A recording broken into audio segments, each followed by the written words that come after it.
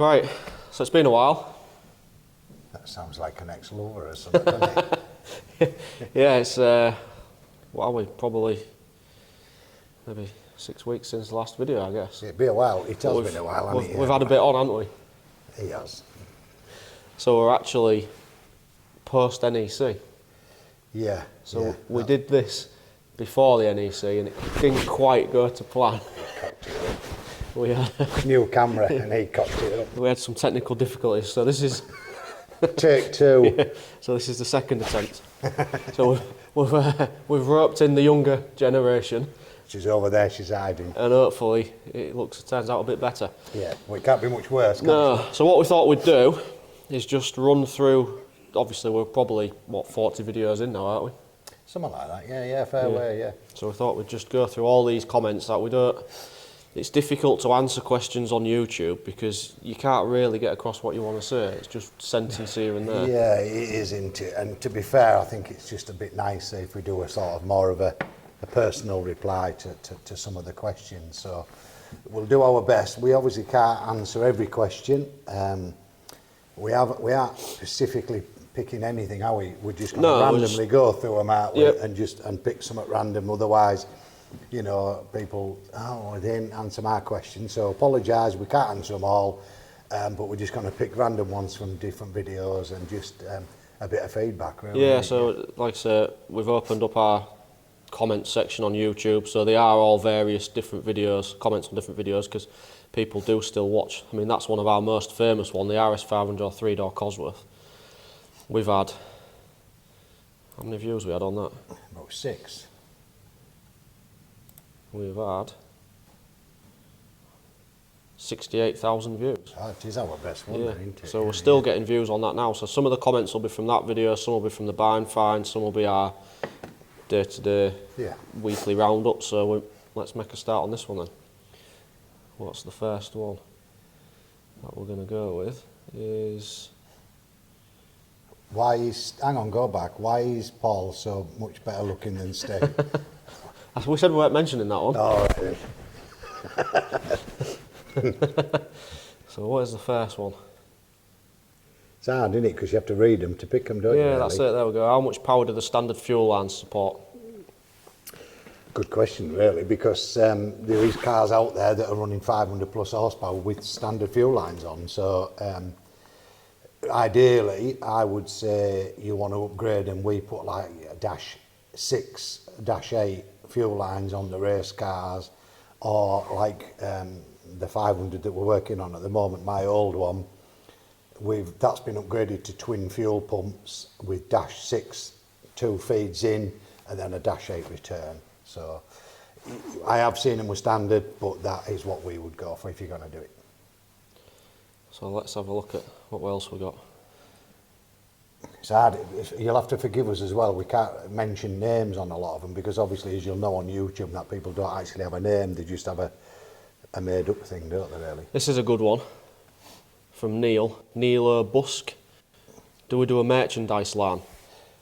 We are going to, aren't we? We are, yeah. Yeah, and the young lady who's going to help us is sat hiding behind this camera here. So we are looking at doing that very, very shortly.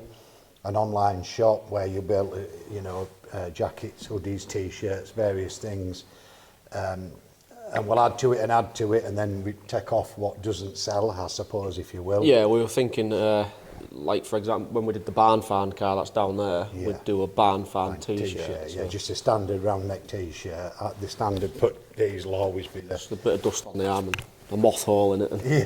Yeah, second-hand t-shirts. It'd be cheaper to buy, won't they? But yeah, we're definitely on with that. Meg's going to do that for us, so hopefully in the next couple of weeks you should see that. Right, this is an interesting one. Hi Paul and gang, can't you make a one-off RS500 4x4? No. That's not what it was about, was it? No. If you want a 4x4, buy an Escort or a Sapphire. Well, I don't know, to me, the whole thing of the early Cosses and the 500s was the big power rear wheel drive. If you wanted big power 4x4, I'm just not a fan, to be quite honest. Everything I have is 2-wheel drive in it. I like my Mustangs. We've spoke about it though, haven't we, of how easy it is to do. Yeah, it's very easy. The only modification you actually have to do to the shell is 2 very, very minor cutouts in the front chassis wheels, like 2 half moons, to allow the movement on the front drive shafts, and bray the hell out at gearbox to them for transfer box with a big hammer. That's it really. But So not- in not terms for of us. cost, it's not that labour intensive then, is it, cost-wise? No, everything's a direct swap over, so it's not expensive. And what I've done a lot of in the past, believe it or not, the other way around, converted a lot of 4x4s to rear-wheel drive, and it ends up really quite a cheap conversion, because the bits you don't use almost cover the cost of the bits you have to buy. So and like Steve said, it's not really labour intensive. So, but we just don't like 4-wheel drive. Oh, we call it gear wheel drive. That's twice in 2 videos. So, again, another one. Yeah, Capris are stunning now. Nobody wanted them back in the day. And this is basically a question that came up on our video where we had the black. Oh, the black 2.8 injection Capri for sale. And again, this is something we spoke about. Like, if this was a Mark II Escort, it'd be twice the price. I know, it's crazy, isn't it? Because the Capris, I think they're a love it or hate it, aren't they? I think I love them personally. I love a black, especially a black 2.8 injection Capri, or a Brooklands. The Brooklands are lovely, and they never have really. They've never done big money, have they? No. I don't know why. I suppose it's a bit like at the NEC that weekend that's just gone. I had that many people, funny enough, this week asked me about XR4Is. And I said they were really drastically, like the Capri 2.8 injection was, a drastically underrated car. They were real chalky, quite a powerful car, nice looking car, but the XR4i, obviously, that died a death simply because not long after it was produced, the Cosy came out. So the 4i died, but the Capri, there wasn't really anything that followed it, was there? Apart from the Ford Probe, which was a disaster. Yeah. But yeah, I don't really know the answer to that. There is a lot of fans out there love Capris, but they just don't fetch the big money, do they? No, I think, like I say, you can probably spend more restoring definitely spend more restoring a Capri than you'll ever get back for it. Oh yeah, Whereas I think you've got half a chance of breaking even on an Escort. Yeah, if you do the work yourself, you could, definitely, yeah. This is another one where we've been, quite a few people have mentioned this actually. This is when we was doing the barn fan, when we was doing the underneath, people mentioning about the ice blasting. Yeah, I think that's a great bit of kit, but I think people get a bit confused, don't they, what it is.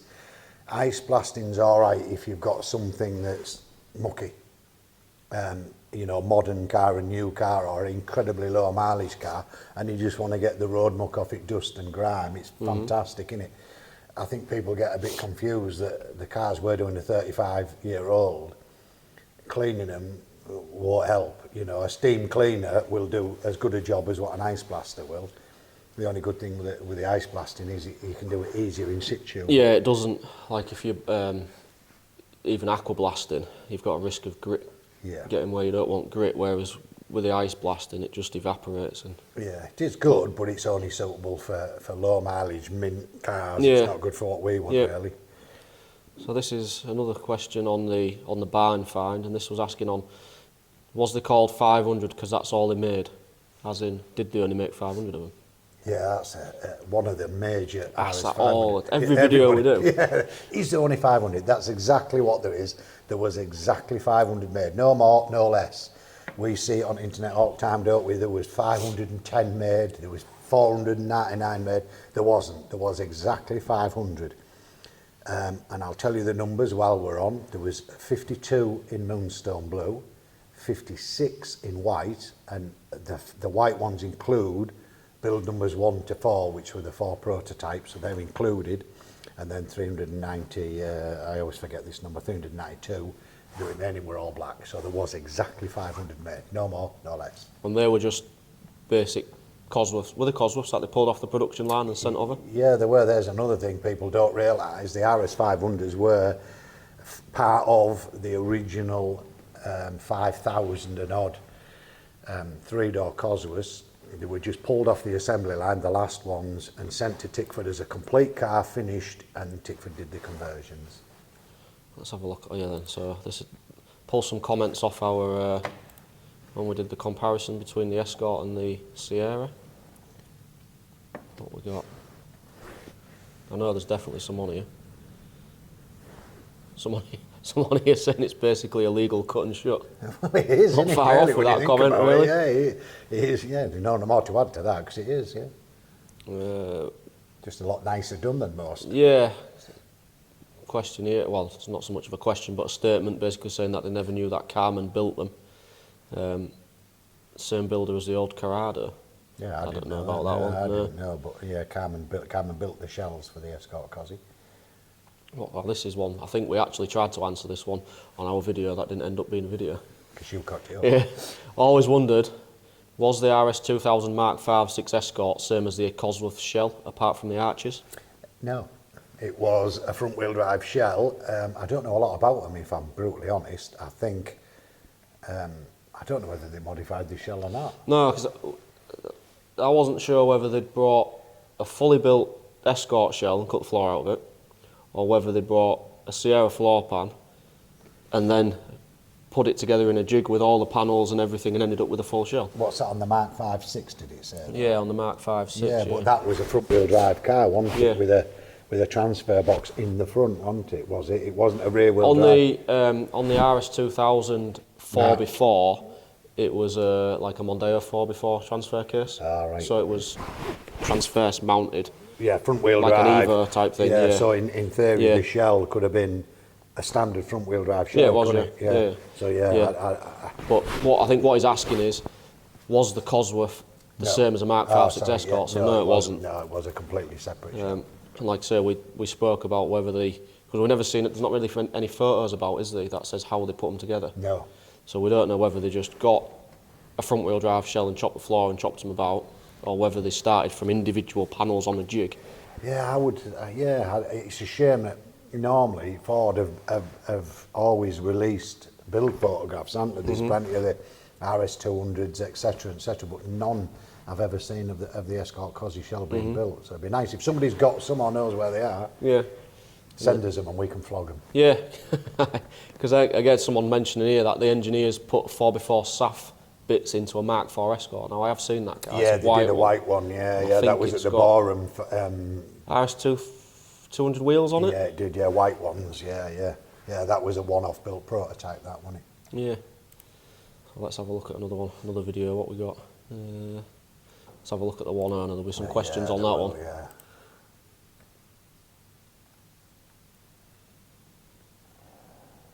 A lot of people saying they wish they still had their 500 today. Yeah, I think there's a lot of people in there who had them back in the day. We sold them when, well, even standard Cosy, selling them for 3, 4, 5 grand, and now sat there thinking.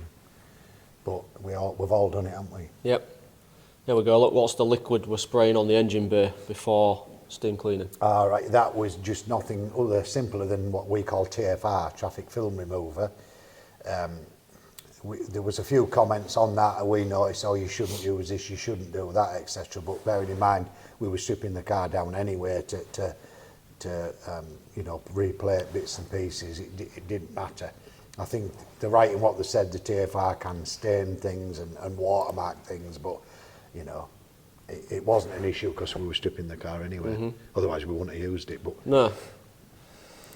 What comments have we got on here? If you ever get time, can you show us all them die-cast cars? Christ, How many have you got now? I don't ask, we'd be here all day, wouldn't we? We've got 6 videos. That I have a severe collection problem, don't I? Yeah, well, you've got a few things, yeah. A toolbox tow, that's not going to happen. No. People ask for that all the time, and I don't know, it's just a security thing, I suppose, really. Flawless paint job, that must have been on the Texaco car. Yeah. You see many hours went into that. Yeah, that was funny, that, because I'd tried probably every body shop around this area over the last 5 years to do paintwork for me. And they all say, oh yeah, we'll do it, we know what you want, we know the quality you want, and I'd go and pick them up and just, that's crap. And we ended up, we had a car done by Andy at Windmill Autos over in Manchester. He did a brilliant job for us. We had Andy Kirkley's car done by, I can never remember what they trade as. FC, the paint shop. Is Yeah, it? the Matthias brothers. They did Andy's car, did a fabulous job for us. And then out of the blue, we got a phone call from a guy whose dad I've known for a lot of years, who restores Heelys, E-type Jags, etc. And he'd set up a body shop in Scarborough doing paint work, and asked us if they could do one, didn't they? And they came along, had a look at the kind of work we wanted, and they said, yeah, they're more than happy to, you know, they're sure they can match our quality, because I am quite fussy. And they did the Texaco car for us, didn't they? And did a absolutely amazing job. Yeah, It was minimum yeah, it was, yeah. Paddock 10, Yeah, they call that's the one, themselves. Paddock 10, yeah. Yeah, and just, yeah, over the moon with it. So hopefully they'll be doing more work for us in future. Mm-hmm. This one here, look, where do you guys turn up new 3-door Sierra shells? No, that's an interesting one, that, because again, that got mentioned a few times at the NEC, and people were saying 3-door Cosy brand new shells are rare. No, they're not. And I said to people, when was the last time you ever saw a brand new Sapphire Cosy shell for sale? And everybody stands there going, I never have. No, exactly, you won't have done. When have you seen a Escort Cosworth shell, or a Mark III Escort shell, or a Mark IV shell for sale brand new? We never have. But yet there's hundreds of 3-door Cosy shells. The problem with it, why there is because obviously Ford Motorsport built a lot of brand new shells for motorsport teams, for rally teams and touring car teams, to build race cars on, because obviously, again, another myth is people buy a 500 and convert it to a touring car. None of them were. You buy a brand new motorsport shell, you buy all the brand new motorsport parts and you build it yourself. So Ford made hundreds and hundreds of brand new 3-door Cosworth shells for that purpose. And then obviously in 1990, the touring cars got banned effectively. So that meant there was hundreds and hundreds of 3-door brand new shells floating around that basically nobody wanted. And I remember, and it was local to us, wasn't it, at York, Simpsons Salvage. Yeah, Simpsons, they had them up on the rafters, didn't they? That's right, they had them racked up 3-door brand new shells, all complete with bonnet boot doors, 600 quid. Yeah, I was going to say there wouldn't have been much money back No, then. there was 600 quid. And I think the last few, when Simpsons sold out to Copart, they were like 350 quid. Now, hindsight would have been and bought them all. But what there is, there's a load of 3-door shells kicking about. And everybody, when they advertise them, these are rare, I want £1 million for it. Well, they're not rare. And the biggest problem with them is 90% of them haven't been stored correctly. So when we've seen them, haven't we, and all the rust is in the seams and that, well... At that point, what can you do with it? You're no better off with a rusty brand new shell as you are an old rusty shell. So, you know, people offer them to us all the time. Do you want this? Do you want this? I want 10 grand for it. And you're like, well, all the seams are rusty, mate, so I'm going to have to blast it. What's the point of buying, buying a brand new shell and then having to dip it or blast it? Because there's another, if you go and get it dipped, another 2,000 or 3,000 quid on top of buying the shell and the transportation, and the rust is still in the seams. So a good one, yes, is rare, and they do demand a good money, but they're not as rare as everybody says they are, to be fair. Right, we've got a question from Wayne Munson here. Paul, love watching your channel. I grew up watching these touring cars. Have you ever had an Andy Rouse touring car? Not personally. I've never owned one, but we've had them in, haven't we? We've had a few. Yeah, we've got one in now, haven't we? Andy's car. Yeah, we've got Andy's cars cars is a genuine Rouse. We've had the Dunlop car that we restored and ran that for a customer with Steve Soper driving it. And we've had a couple of Calibre cars in. So we've had quite a few in the workshop for various things, but never actually owned one myself, to be fair. We had the Labatt's car in for a bit for sale. Yeah, we've had that twice. Had that, twice in for sale. And yeah, great cars, but unfortunately I've never got to own one yet. And this is from Paul Haywood. I'm guessing he must be an Aussie, because he says he's definitely been in that thing, and I'm guessing he's referring to the Shell, Dick Johnson Shell promo car. Yeah. And that was, that comment basically sums up why we didn't turn that into a race car. It does, yeah, because that initially was sent over by Dick Johnson and Ryan Story for me and Steve to convert that car into a brand new Group A car for them over in Australia. And we did a video with Adam Smith on the car and the parts when they arrived, and the amount of people in Australia who put pictures up of them as a kid sat in this promo car, and I sat and looked at it and I thought, you know what, that car means a lot to a lot of people in Australia. You know, it's what they look back on as a kid, and to them then what we've got to remember is that they thought it was a real deal, a real car. So they're quite proud of the photographs I've got of it, and we sort of said, you know what, by the time we've cut the cage out, haven't we? Because it has a cage in it, but it's not a proper cage. It is, but it isn't. So we'd have to cut it out and start again. And we sort of said, do you know what, if we're going to do all that, let's start with a mint shell. Keep that car because it has its own history, being a genuine promo car. So we're building that back up slowly, aren't we? And got to build it back exactly as it was in period. We're not doing any paint work or anything on it. We'll just build it back up as a 1.6L, so it'll be really fast, and then just leave it as it is. Yeah. The engine's already in, isn't it? Yeah, we've done that, haven't we? We've robbed it out of another car and put it straight back into that. Yeah, we've got some centre lock adapters. Bits and it'll look the part, won't it? It'll look exactly as it did in period, so which is what we want. This was the American trip. Yeah, the American trip. I was just I've seen a question, and it was they thought the Merca XR40i had a 6-window shell like our XR4i. So that car was the American, the SEMA car that you'll all have seen. It's like a Metallic, grey blue colour, isn't it? With the Mustang engine. EcoBoost, isn't it? V6. Was it an EcoBoost? EcoBoost, yeah. So because it is a Merca XR40i they started with, but they did the window conversion. Didn't they? They chopped it out and put 3-door glass in it. So the question is correct. Yeah, because it's got an RS Owners Club sticker on the window. That's right, that he left on it, didn't he? And I recognised the registration number, didn't I? What car it came from, which is, you know, they say things like a small world. We tripped all the way over to America, saw a car with a reg number in the window that I recognised. But the answer to the question is, the Merca XR40i was the same shell as the XR4i. It was the split back window. So that's what they originally used, and they are actually a stronger shell, aren't they? Yes, they are, Or a stiffer shell. Stiffer, But we were laughing whilst I was over there because they'd gone to all the effort of putting a sapphire rear panel on it. Yeah, and we sort of made them go, you're kidding really, because what we've noticed over here, you see a lot of what we call the Mark II 3-door shells, which we don't get over here. We never got them. They were only in Europe. And they put basically the sapphire front end on it and the sapphire rear end on it, as in backlights, but it was a 3-door shell. Now, we buy a lot of the rear quarters off these cars that are floating around, brand new, non-new old stock ones, but the rear light cluster area is different, so we have to cut that out and weld, graft in the one out of an original 3-door. Yeah.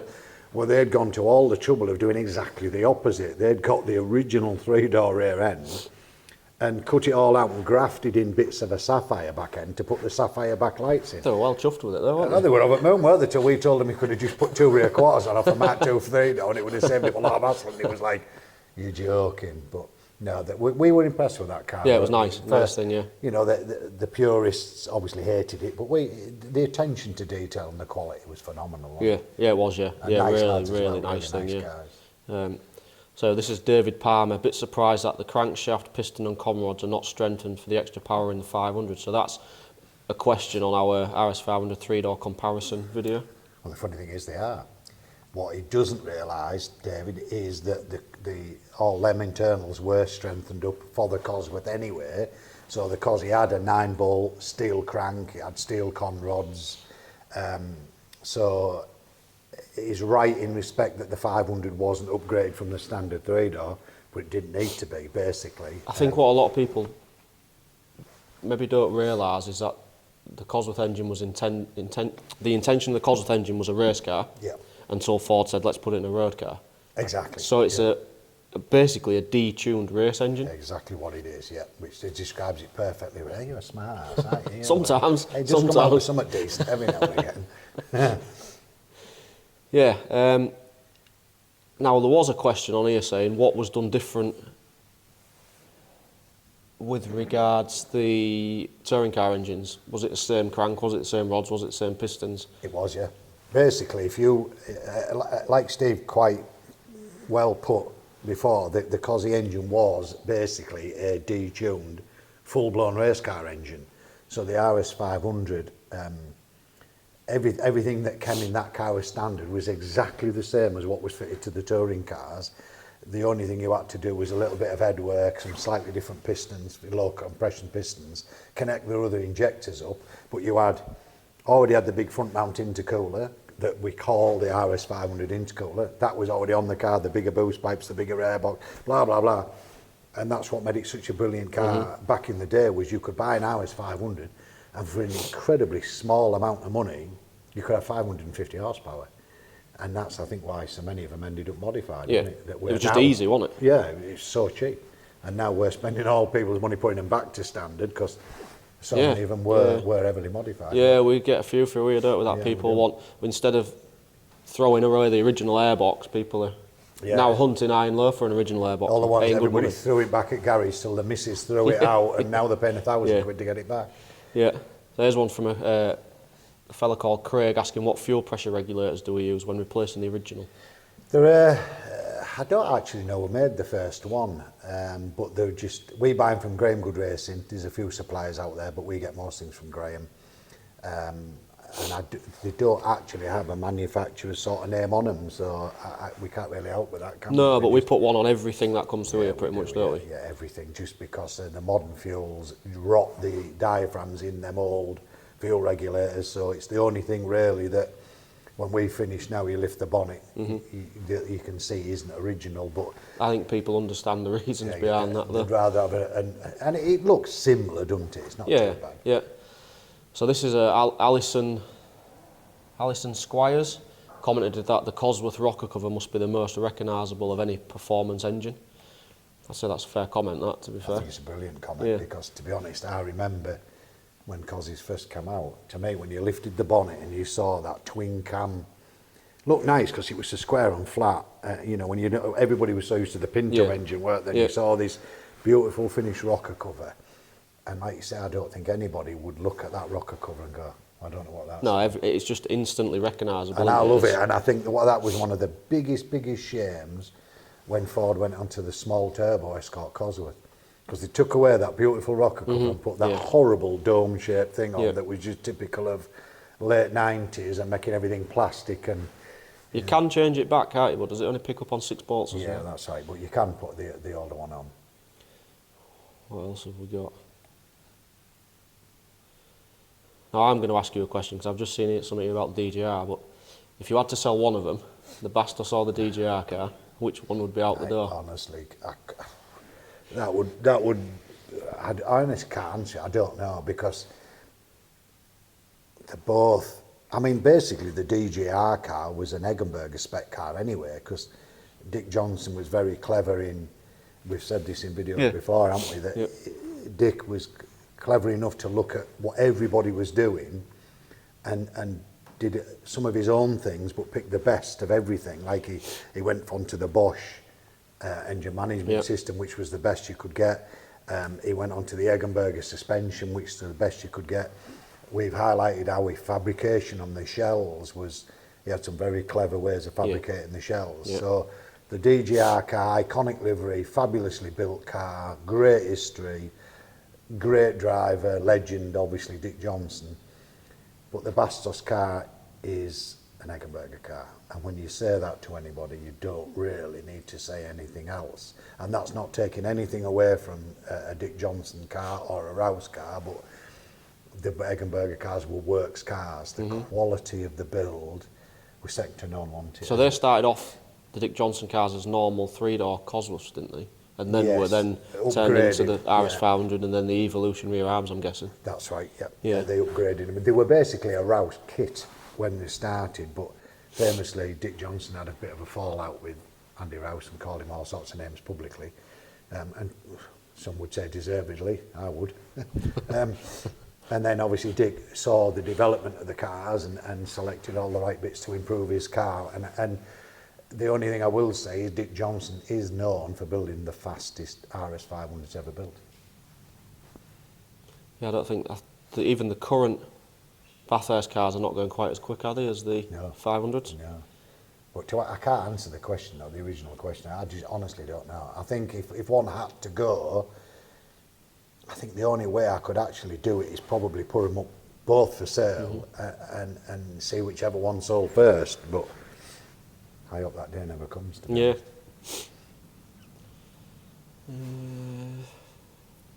As Someone here saying, Paul, you know how to build a car ever since I seen the Caltex 500. So that'll have been the first touring car you built, was it? It was, yeah, I built that Christ 2010, I think. And that was built as a track car, really, so it was a lot of inspiration from the touring cars, but it wasn't actually a full-grown Group A spec car. I ended up selling that car to buy my first genuine touring car.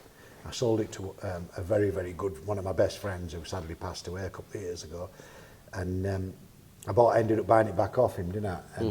Because I love that car. And we completely stripped it, converted it to full-blown Group A spec, and was going to race it. So I had 2 attempts at trying to race that car, and unfortunately then I got offered the Duckham's car, Carl Jones's car, and again, contrary to popular belief, I'm not rolling in money like people think, so I often have to sell something to buy something, so I had to sell the Caltex car again to buy the Duckham's car. So when I win the lottery, I'll buy the Caltex car back again. That was the start. That was basically the start of the race car journey, I guess. Yeah, it was, yeah. I loved it. Everybody loved the car. I got well known for that car, and it just sort of, I enjoyed building it. I think that was the start of thing with what we found in the state with road cars. The problem with road cars is we enjoy doing them, but we have to build a car to a Ford specification. We have to use their nuts and bolts, their brackets, their blah blah, their everything to exact standard specifications, which gets a bit boring, doesn't it? Yeah. Yeah. You're just bolting something on. We like to fabricate things, and you know, me and Steve will spend a couple of hours making a bracket and debating whether it's right or wrong, and we'll get to where we want to be. And that's what we like, innit? And with the race cars, we can put our own touch on a car that you can't do with a road car.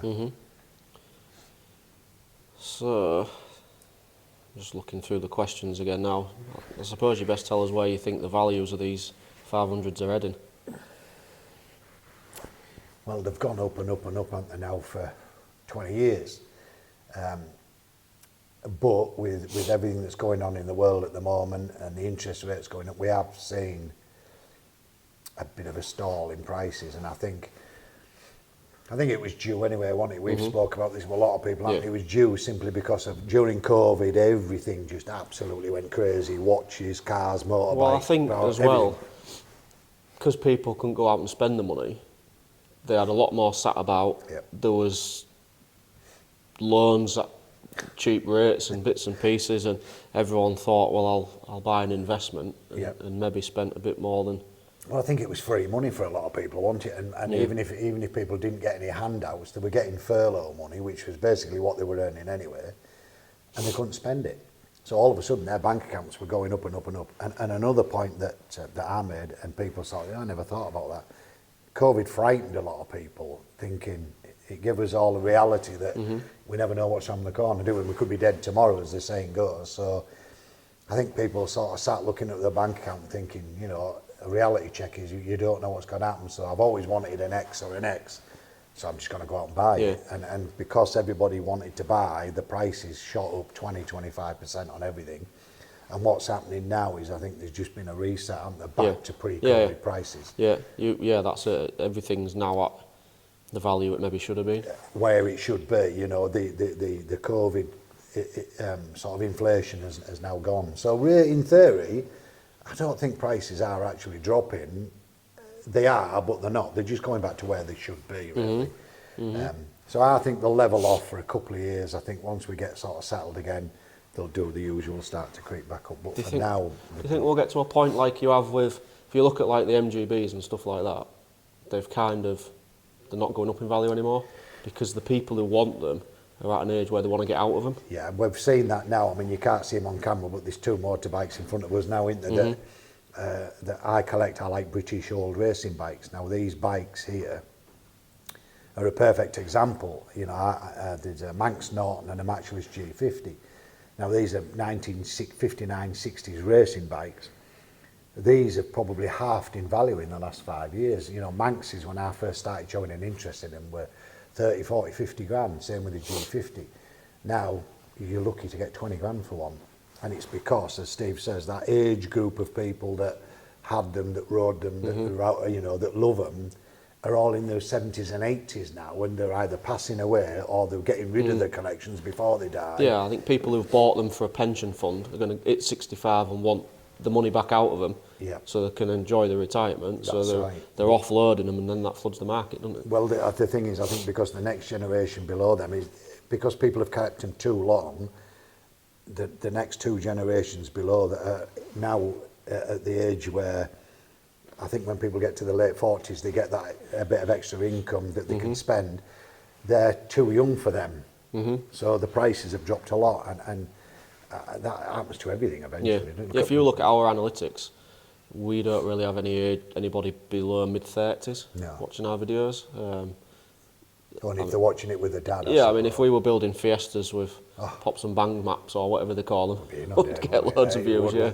And all you'd have to do is just stand there with your foot on throttle going bang, bang, bang, bang, bang, bang, bang. For like 20 minutes, you'd have 8 million views, wouldn't you? Yeah. I've just seen this on here. It's saying it's a shame you can't do that with the YB engine, because people might need it sooner, because you can buy all the parts new to build a BDA. Well, you can actually buy all the bits to build a Cosworth engine. Yeah, there's nothing you can't get now. We have no trouble getting brand new. Every now and again there was a shortage of pistons at one point, but that's only a manufacturing, you know. But you can buy a new block in Allianz steel. Allianz steel, a brand You new can buy a cylinder crank, now. you can buy rods, and you can build one from scratch then. Yeah, you can, yeah. Which we're very lucky. This is a guy here saying that he truly loved the Escort Cosworth. It's an iconic car, but I got to say I love my SAF two-wheel drives, and I'd have an Escort Cosworth over the three-door. Now, you said the best driving Cosworth was a two-wheel drive Sapphire. Absolutely, 100%, without a shadow of a doubt. If you drive, And they're the cheapest, weren't they, at one point? still are, I think. Yeah. Well, no, I tell a lie, because the two-wheel drive Sapphires now are fetching more than the 4x4. But if you drive them all, if you're lucky enough like we have, the three-door is a great driving car, but the Sapphire is just a little bit better balanced, I think, because of the weight distribution. Don't know what it is. The Sapphire two-wheel drive is by far the best driving Cosy, then the three-door, then the 4x4 Sapphire, and the Escort Cosys, I think, are terrible. They're just not a particularly nice, comfy driving car. But Although you did mention if you convert them to rear-wheel drive, it changes the whole thing. well, I've built a few rear-wheel drive Escort Cosys, and great cars, great fun cars. Was the white track car, was that a rear-wheel Yeah, I drive? built two, a black and orange one and a white one. There's track cars with cages and that in.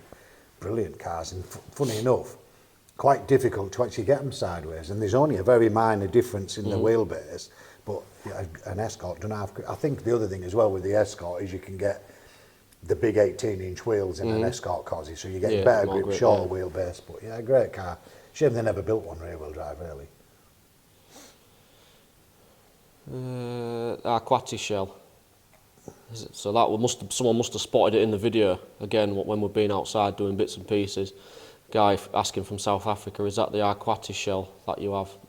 Yeah. The Jeremani. Well, he's asked if it's the production colour saloon shell. No, it isn't. It's just like the Dick Johnson shell. It was a promo shell that I chased for quite a while, and somebody nicely off Facebook messaged me and said it's for sale again, Paul, and I went and bought it.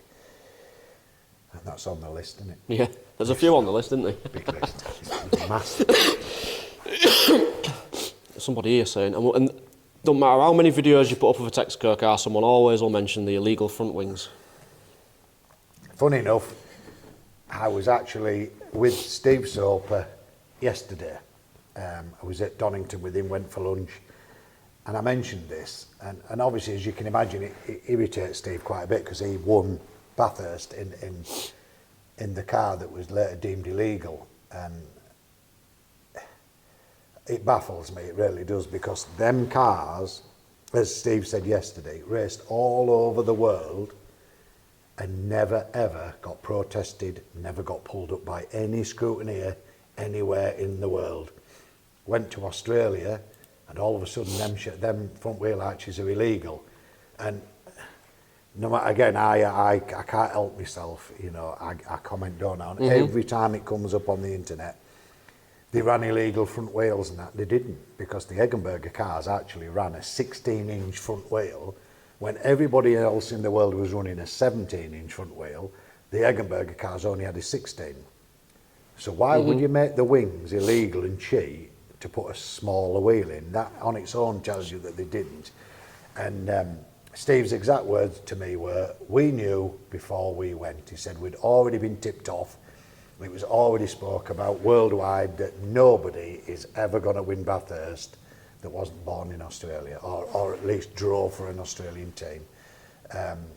And I mentioned to Steve, which he'd actually forgotten about, the very same 3 cars a week later ran in at Calder and came first, second and fourth.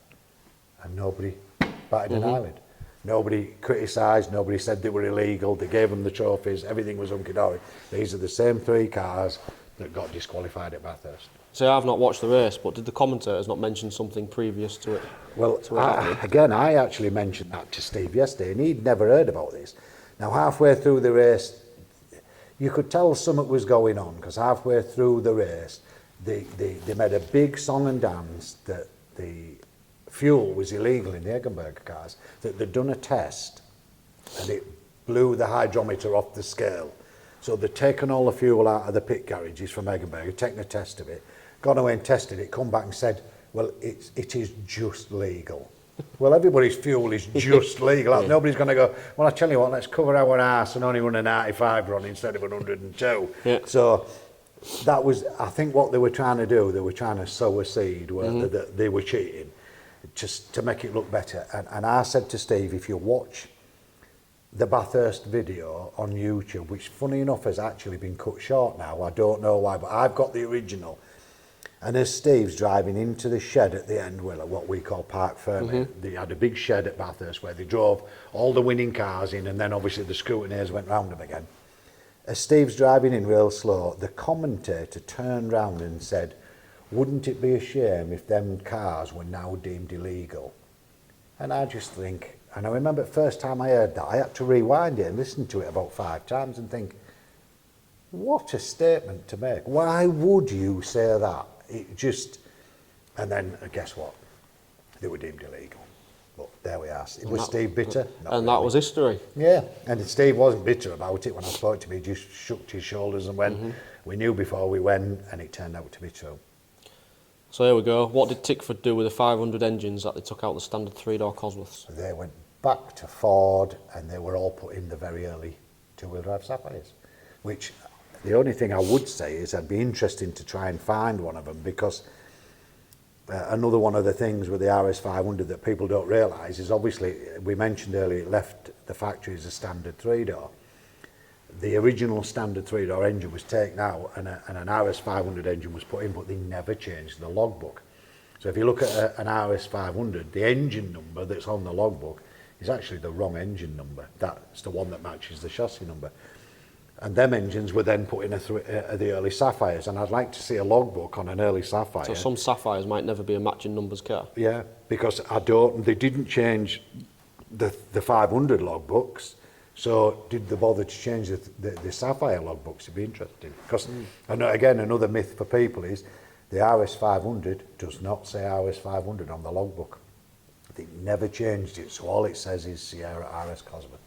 And this is why people get caught out buying what they think are RS500s, and they're not. They're a standard 3-door that somebody's put the 500 bits on, because there isn't a way of telling other than the chassis number is unique to a 500. And unless people contact me or a few other people that know every chassis number, you can quite easily get stung. So do your own work. So there must be a question for you, Steve. I was just mentioning about dresses and stuff. What's your favourite dress? Hang on, how cool is it to work with Paul? Oh, that's a question for you. Oh yeah, your favourite dress. Yeah, it is, but every now and again I have to have a couple of weeks off. Never got these in South Africa. This again is in relation to in reference to the RS500 and 3-door. So we made our own, the XR6 and XR8. Now I'd never heard of them. Haven't you? No. Well, the XR6 I think is rarer, and most people have heard of the XR8. Ugliest car you've ever seen in your life. It's just a 4-door, and I'm sure they only made them in white. I've never seen them in another colour. But they had the most horrible grille you've ever seen, designed by Stevie Wonder, I think, with a broken pen.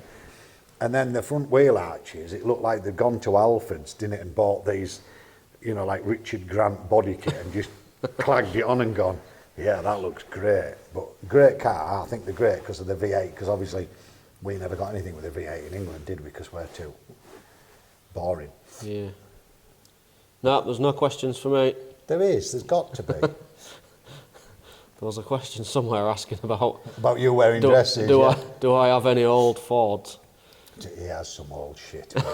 Steve is a collector of old That's shit. the kid's inheritance, that. Sorry, Meg. Well, you're going to have to make your own way in life. I've seen his car collection. Yeah, there's a few bits, but we'd need another video to mention all them. And a lot of dustpan and brushes. Yeah. I am cruel, aren't I? He has got some good cars. You just can't see him for his shit ones. Yeah, I have got a few bits and pieces, and hopefully I'll get through some of them projects Yeah, at so some come point. on, tell us what you've got. You might as well. Just the Fords. You can say whatever you want. I'll just start and go to sleep while you go through the list. Mondeo touring car. Now, you like that one? Yeah, I do like that, yeah. That's one that hopefully we're going to do something with. We are, yeah. We're going to get that over here because we have made a plan, haven't we, that We we're have, going to do yeah. our own, so that's going to come in. Yeah. So, rapid fit Mondeo touring car, or part of. Yeah, some of it. Yeah.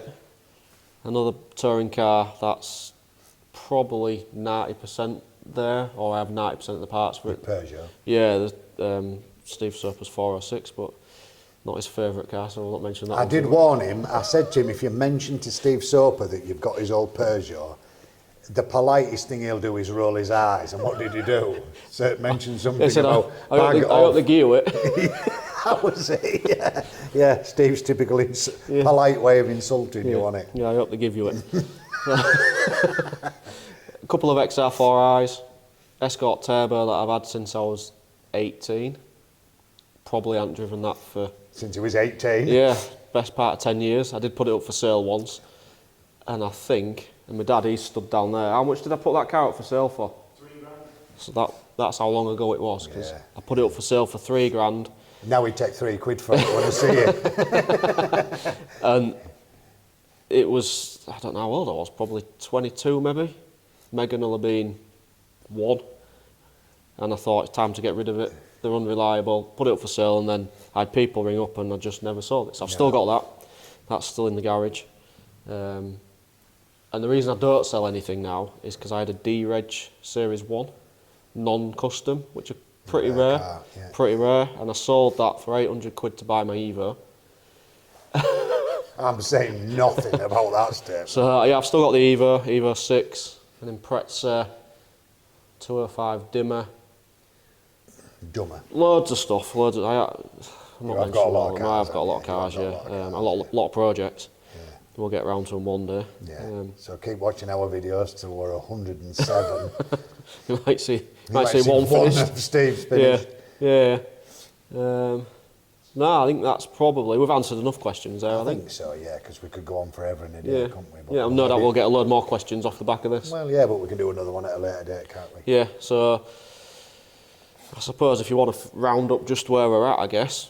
Well, I think you've got your work cut out, haven't you, next few days, week or whatever, with finishing the barn find video, because that sort of got expanded quite a bit. Yeah, with the other people it was involved. where to finish it and where to start the next one, so we just rolled it all, Yeah. and we'll chop it and change it as we I think as we there'll see. be another 2 videos, maybe of that. That's finished now. That car's completed.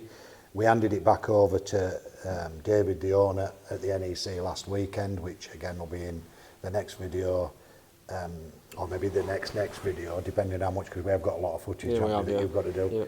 Yeah.